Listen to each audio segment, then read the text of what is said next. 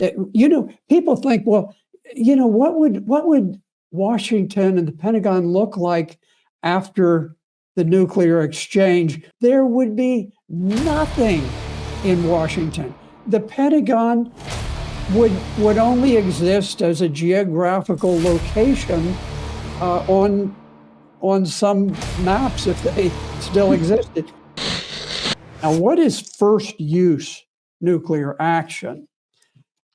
I think the best example we have, or the best analogy, is what happened at Pearl Harbor that kicked off the Second World War.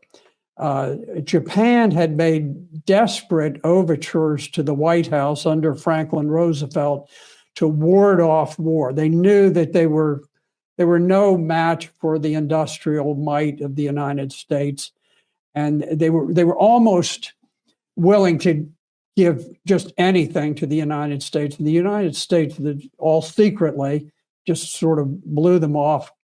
And the next thing, they just felt, what do we do at this point? And they ordered the strike on Pearl Harbor. Now, what happened at Pearl Harbor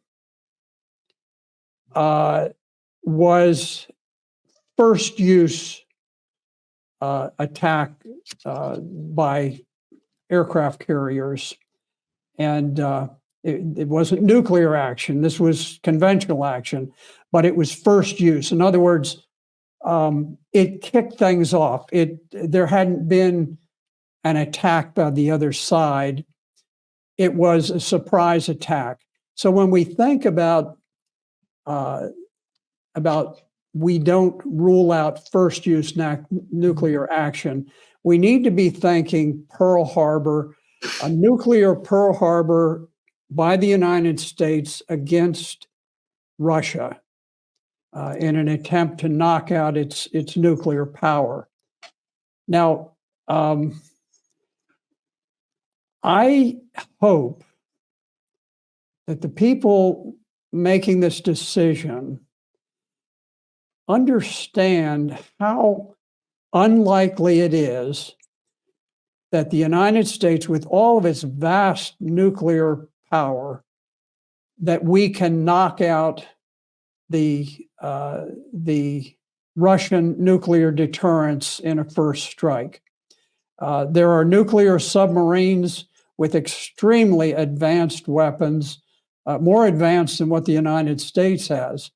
And those Russian submarines are deployed. I'm sure we're tracking some of them. Yeah. And you could say, well, we can knock out half of them, or we can knock out. You probably remember the Russian subs. I mean, I'm retired Navy. They would just fly us around the world.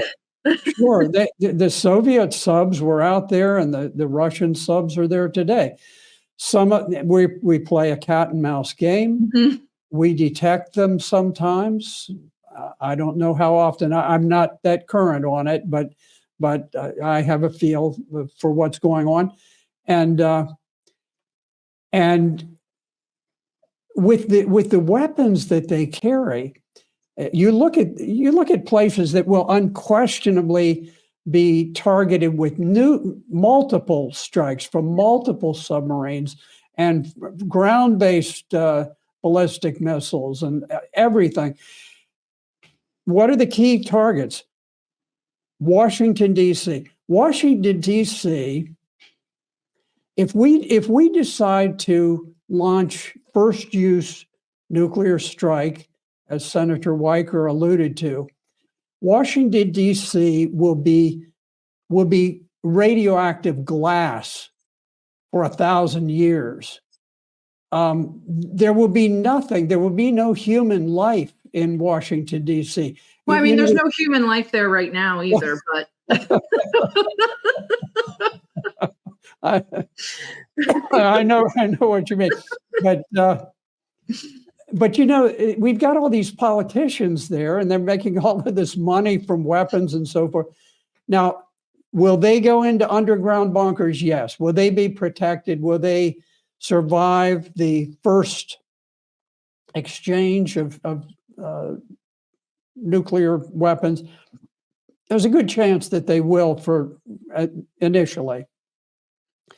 But but what do you command when you emerge from your molehill and you say, "Hey, look at this! We got everything. Look at what we've got." Well, and everything has been burned and blasted to nothing.